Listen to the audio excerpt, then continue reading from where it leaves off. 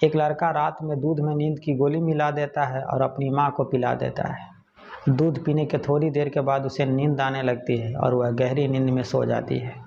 इसके बाद बेटा अपने माँ को हाथ बांधता है, मुंह बांधता है और अपनी माँ की इज्जत के साथ खेलने लगता है। अपनी माँ के साथ वो लगातार 4 घंटों तक सेक्स करता है। माँ मर चुकी थी, इसके बावजूद भी यह लड़का अपनी माँ के साथ सेक्स करता है। आखिरकार यह लड़का कौन था जो अपने ही माँ के साथ इस तरह का कुकर्म करता है? यह सच्ची कहानी कहाँ की है, आइए विस्तार से समझते हैं। नमस्कार दोस्तों, मेरा नाम है अंकुश और आप देख रहे हैं क्राइम की कहानी क्राइम लीला। दोस्तों, आज की सच्ची कहानी उत्तर प्रदेश की है। उत्तर प्रदेश में एक ज़िला है मुजफ्फरनगर और थाना है तिताबी। और इसी तिताबी थाने के अंदर में एक गांव पड़ता है मूना खेरा। इस मूना खेरा गांव में मोहन सिंह नाम के आदमी रहता है। मोहन सिंह की उम्र 65 साल की थी और उनका बेटा का नाम सुरेंद्र सिंह, उम्र 45 साल की थी। और मोहर सिंह का एक पोता भी था, यानी सुरेंद्र सिंह का बेटा, जिसका नाम पंकज, उसका उम्र 20 साल का था। ये लोग जमींदार थे और खेती किसानी का काम करता था। लेकिन 3 साल पहले सुरेंद्र की पत्नी यानी पंकज की जो माँ थी, वह गांव के ही रहने वाले एक आदमी के साथ भागकर शादी कर ली थी। पंकज की माँ जब घर से भाग गई थी तो घर में खाना बनाने में सबसे ज़्यादा दिक्कत हो रहा था। 3 सालों तक मोहर सिंह अपने बेटे और अपने पोते को किसी तरह से खाना बनाकर खिलाता रहा। कई बार अपने बेटे को बोल चुका था कि बेटा तुम दूसरी शादी कर लो, लेकिन सुरेंद्र हर बार मना कर देता था। वह दूसरी शादी करना ही नहीं चाहता था। लेकिन 3 साल खाना बनाने के बाद मोहर सिंह कहता है कि बेटा अब मेरा शरीर जवाब दे रहा है, मैं खाना नहीं बना पाऊंगा। तब सुरेंद्र सिंह दूसरी शादी करने के लिए तैयार हो जाता है और 23 साल की पुष्पा नाम की लड़की से सुरेंद्र की दूसरी शादी हो जाती है। शादी करके पुष्पा सुरेंद्र के घर आ जाती है। पंकज का उम्र 20 साल का था और उसकी सौतेली माँ की उम्र 23 साल की थी। धीरे धीरे पुष्पा घर का सारा काम संभाल लेती है और खेत का काम सुरेंद्र और उनके पिता मोहर सिंह संभाल लेता है। धीरे धीरे वक्त बीतता है और सुरेंद्र की दूसरी शादी किए हुए 3 महीनों का वक्त बीत जाता है। सुरेंद्र को अनाज लेकर मंडी जाना था, तब वह गाड़ी पर अनाज लोड करता है और अपने घर से मंडी के लिए निकल जाता है। उसे अगले दिन उसे शाम तक वापस आना था। उस रात में पंकज दादाजी के साथ बैठकर खाना खाता है, दूध पीता है और अपने दादाजी के साथ ही जो घर के बाहर एक कमरा बना हुआ था, उसी कमरे में जाकर अपने दादाजी के साथ सो जाता है। घर में पंकज की सौतेली माँ भी रात में खाना खाती है, दूध पीती है और वो घर के भीतर सो जाती है। और इसके अगले दिन सुबह सुबह का वक्त था। सुबह के करीब 4:30 बज रहे थे। इसी मुनाखेरा गांव के कुछ लोग शौच करने के लिए आम के बगीचों की तरफ जाता है। तब इन लोगों की नज़र 2 लड़कों पर पड़ता है। वह दोनों लड़का गड्ढा खोद रहा था। ये लोग जिज्ञासावश उस दोनों लड़कों के पास जाने लगता है और जब उन दोनों लड़कों की नज़र इन लोगों पर पड़ती है तब वह दोनों वहां से भागने लगता है। तब इन लोगों को शक हुआ कि आखिरकार वह दोनों लड़का हम लोग को देखकर भाग क्यों रहा है। तब ये लोग बड़ी तेजी के साथ वह लड़का जहाँ गड्ढा खोद रहा था वहाँ पर पहुँचता है। जहाँ ये लड़का गड्ढा खोद रहा था उसी के बगल में एक महिला की नग्न लाश पड़ी हुई थी। हाथ बंधी थी, मुंह बंधी हुई थी और प्राइवेट पार्ट पर खून सब लगा हुआ था। यह सब देखकर उन लोग के पैर तले जमीन खिसक जाती है। तब ये लोग जोर जोर से शोर मचाने लगता है। वह दोनों लड़का भाग रहा था। कुछ लोग उस लड़के के पीछे पड़ता है और थोड़ी ही देर में उन दोनों लड़कों को पकड़ लेता है और उसे पीटना शुरू कर देता है। पीटते पीटते उस लड़का से पूछता है कि सच सच बताओ, तुमने इस महिला के साथ क्या किया है और यह महिला है कौन? तो वह दोनों लड़का इस महिला के बारे में बताने लगता है और जैसे जैसे वह लड़का बता रहा था, लोग और उसे पीटते जा रहा था। धीरे धीरे यह बात पूरे गांव में जंगल में आग की तरह फैल जाती है। मोहर सिंह उस वक्त सो रहा था। तभी गांव के कुछ लोग आकर मोहर सिंह को जल्दी से उठने के लिए कहता है कि बगीचा में 2 लड़का पकड़ा गया है। एक महिला को मारकर उसे दफनाने की कोशिश कर रहा था, जिसमें से आपका एक पोता भी है। जैसे ही यह बात वह सुनता है तो सबसे पहले वह अपने बिस्तर पर देखता है। बिस्तर पर उनका पोता नहीं था। तब यह बड़ी तेजी के साथ बिस्तर से उठता है और बगीचे की तरफ भागने लगता है। थोड़ी ही देर में ये बगीचे में पहुंच जाता है। गांव के बहुत सारे लोग 2 लड़के को सचमुच में पीट रहा था। वह पूछता है कि क्यों मार रहे हो हमारे पोते को, हमारे पोता ने क्या किया है। उसी भीड़ में से कुछ लोग इनको गड्ढे के पास ले जाता है और महिला की लाश को दिखाता है। जैसे ही मोहर सिंह उस महिला की लाश को देखता है, इनके होश उड़ जाते हैं।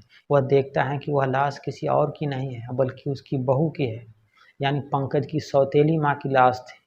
दादाजी को कुछ समझ में नहीं आ रहा था कि उसकी बहू के साथ ये सब कैसे हो गया। उधर उनके पोते को भीड़ के लोग सब पीट रहे थे, उनके दोस्तों को भी पीट रहा था। किसी तरह से वो अपने पोते और अपने पोते को दोस्त को बचाने की कोशिश करता है, लेकिन वो लोग इन दोनों को छोड़ना नहीं चाहता था। दादाजी से कहता है कि आप साइड हो जाओ, जिस तरह का यह दोनों ने कुकर्म किया है इसे जिंदा रहने का कोई हक नहीं है। बड़ी मुश्किल से दादाजी अपने पोता को और उनके दोस्त को भीड़ से बचाता है, लेकिन भीड़ के लोगों ने इन दोनों को इतनी बेरहमी से मारा था कि यह अधमरा हो चुका था। यह हिल डुल भी नहीं रहा था। फौरन ही इस घटना के बारे में पुलिस को खबर दी जाती है। पंकज और उसके दोस्त हरिओम को फौरन ही अस्पताल भेज दिया जाता है ताकि उनका इलाज हो सके, उसकी जान बच सके। पुलिस को भीड़ के लोगों ने सब कुछ बता दिया था कि कैसे पंकज अपने दोस्त के साथ मिलकर अपने ही सौतेली माँ के साथ क्या क्या किया था, लेकिन पुलिस पंकज के मुंह से यह सारी बात सुनना चाहता था। लोगों ने उन दोनों को इतनी बुरी तरह से पीटा था कि उन लोगों को ठीक होने में 2 दिनों का वक्त लग जाता है। तब पुलिस पंकज और उसके दोस्त हरिओम से कहता है कि हमें सब कुछ पता है, भीड़ के लोगों ने हमें सब कुछ बता दिया है कि तुमने अपनी सौतेली माँ के साथ क्या क्या किया है। मैं तुमसे सुनना चाहता हूँ कि आखिरकार तुमने अपने ही सौतेली माँ के साथ ऐसा क्यों किया। तब पंकज और जो उसका दोस्त कहानी बताता है वह दिल दहला देने वाली है। पंकज बताता है कि जब उसका पिता 3 महीने पहले जब वह दूसरी शादी किया था, उस शादी में वह भी गया था, और जब वह पहली बार अपनी सौतेली माँ यानी पुष्पा को देखा था, तभी से अपनी सौतेली माँ के प्रति उसके दिमाग में गंदी सोच पनपने लगा था। सौतेली माँ को कभी माँ समझा ही नहीं। जब भी उसे कुछ चीज़ लेना होता था, कुछ मांगना होता था, तो वह पुष्पा कहकर ही उसे बुलाता था।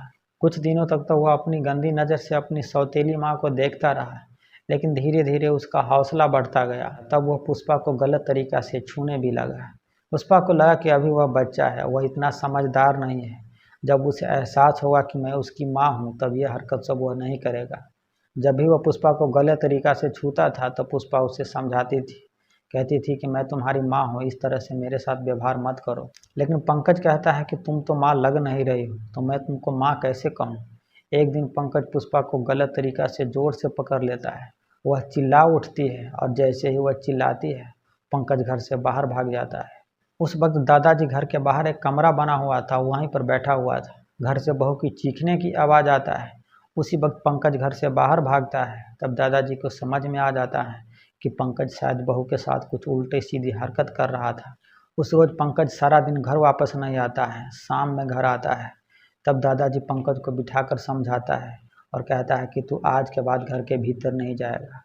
तुम्हें खाना खाना हो या नाश्ता करना हो या रात में खाना खाना हो, तुम मेरे साथ ही घर के अंदर जाओगे और मेरे साथ ही बाहर सोओगे। अब पंकज न तो अपनी माँ को ताक झाँक कर पा रहा था और न ही उसे गलत तरीक़ा से छू पा रहा था। तब वह एक रोज़ अपने दोस्त हरिओम के पास जाता है और अपने दोस्त से पूरी बात बताता है। इस पर दोस्त कहता है कि बस इतनी छोटी सी बात से तुम परेशान हो। हरिओम पंकज से कहता है तुम्हारे पिताजी महीना में 3 से 4 दिनों तो घर से बाहर ही रहता है। उस दिन तुम अपनी माँ के साथ संबंध बना लेना। मैं तुम्हें नींद की गोली खरीद कर देता हूँ, दूध में नींद की गोली मिलाकर अपनी माँ को पिला देना, और जब तुम्हारी माँ गहरी नींद में सो जाए तब तुम अपनी माँ के साथ जो मर्जी है वो कर सकता है। यह बात पंकज को ठीक लगता है। अब वह इंतज़ार करने लगता है कि उसका पिता मंडी कब जाने वाला है। तब एक रोज़ पंकज का पिता दिन में अनाज लोड करता है और वह मंडी के लिए चला जाता है। वह रात में दादाजी के साथ खाना खाता है, दूध पीता है और कोई बहाना करके वह किचन में चला जाता है। किचन में दूध रखा हुआ था, उस दूध में नींद की 5 गोली मिला देता है और वो किचन से बाहर आकर दादाजी के साथ सो जाता है। पुष्पा भी खाना खा लेती हैं और दूध पी लेती है। दूध पीते ही थोड़ी देर के बाद उसे नींद आने लगती है। तब वो अपने कमरे में जाकर सो जाती है और थोड़ी ही देर में वह गहरी नींद में सो जाती है। पंकज अपने दादाजी के साथ सोया हुआ था, लेकिन उसे नींद तो आ ही नहीं रहा था। वह अपने दोस्त हरिओम को भी बोला था कि तुम रात के 11 बजे के आसपास मेरे घर के पास आ जाना। 1 घंटा के बाद वह जानबूझकर अपना पैर दादाजी के पैर पर रखता है। वह यह पता कर रहा था कि उसके दादाजी सोया है या जगा हुआ है। जब वो अपना पैर दादाजी के पैर पर रखता है तब उसे वह हटा देता है। तब पंकज को लगता है कि अभी दादाजी सोया नहीं है, वह अभी जगे हुए हैं। फिर आधा घंटा के बाद वह जानबूझकर फिर से अपना पैर दादाजी के पैर पर रखता है। इस बार दादाजी पैर नहीं हटाता है। तब पंकज को लगता है कि दादाजी भी सो चुका है। तब वो वहाँ से उठकर घर के भीतर जाता है, अपनी सौतेली माँ को जगाने की कोशिश करता है, लेकिन सौतेली माँ गहरी नींद में थी। पुष्पा भी गहरी नींद में सो गई थी और इधर दादाजी भी गहरी नींद में सो गया था। अब पंकज इंतजार करने लगता है कि उसका दोस्त कब आता है। थोड़ी देर में उसका दोस्त भी आ जाता है। तब हरिओम पंकज से कहता है कि यहाँ यह सब करना ठीक नहीं है। हो सकता है तुम्हारे दादाजी की ही नींद खुल जाए, उसे पता चल जाए। ऐसा करो कि पुष्पा को बगीचा में ले चलो और वहाँ पर जो मर्जी है वो करना। पंकज सो रही अपनी सौतेली माँ को कंधे पर उठाता है और बगीचे की तरफ जाने लगता है। पीछे पीछे हरिओम भी जा रहा था। रात के करीब 12 बज रहे थे। पुष्पा को ये लोग जमीन पर रख देता है। इसके बाद दोनों मिलकर एक एक कर पुष्पा के जिस्म पर से सारे कपड़े उतार देता है। उसे वह बिल्कुल नग्न कर देता है और उसी के कपड़े से हाथ बांध देता है, मुंह भी बांध देता है कि ताकि अगर उसकी नींद खुल जाए तो वह न तो चीख सके और न वह अपने आप को बचा सके। सबसे पहले पंकज अपने माँ के साथ दुष्कर्म करना शुरू करता है और जब वह अपने माँ के साथ दुष्कर्म कर लेता है तब उसका दोस्त हरिओम भी पुष्पा के साथ जाति करता है, वह भी रेप करता है। यह दोनों मिलकर पुष्पा के जिस्म के साथ 4 घंटों तक खेलता रहा, उसके साथ दुष्कर्म करता रहा, यहाँ तक कि पुष्पा के प्राइवेट पार्ट में भी यह हाथ डाल देता है, जिसके चलते ब्लड निकलने लगता है। वह 2:30 से 3 बजे के बीच में ही मर चुकी थी।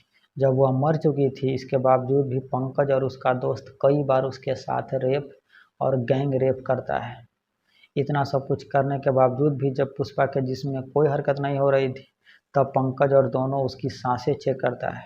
तब इन दोनों को लगता है कि पुष्पा सचमुच में मर गई है, और जब इन दोनों को पता चलता है कि पुष्पा मर गई है तब ये दोनों काफ़ी डर जाता है, घबरा जाता है। तब ये दोनों सोचने लगता है कि क्या किया जाए। तब पंकज के दिमाग में एक आइडिया आता है कि क्यों न इसे गड्ढा खोदकर गड्ढे में दफना दे। तब पंकज अपने घर पर जाता है, घर से फावड़ा लाता है और गड्ढा खोदना शुरू कर देता है। ये लोग गड्ढा थोड़ा ही खोदा था तभी गांव के कुछ लोग सब शौच करने के लिए आने लगता है, और जब यह दोनों देखता है कि गांव के लोग शौच करने के लिए इधर ही आ रहा था, तब वह फावड़ा फेंक कर भागने लगता है। और जब यह दोनों भाग रहा था तभी गांव के कुछ लोगों की इन दोनों पे नज़र पड़ती है, और जब वो लोग इस गड्ढे के पास आता है तब देखता है कि गड्ढे के बगल में एक महिला की लाश पड़ी हुई है, और वो लाश किसी और की नहीं थी बल्कि पंकज की सौतेली माँ की थी। तो दोस्तों, यह थी आज की सच्ची कहानी। इस कहानी के बारे में अगर आप कुछ कहना चाहते हैं तो अपनी राय हमें कमेंट कर ज़रूर बताइए। हम आपसे अगले वीडियो में मिलते हैं। तब तक आप अपना बहुत सारा ख्याल रखिए। जय हिंद, जय भारत।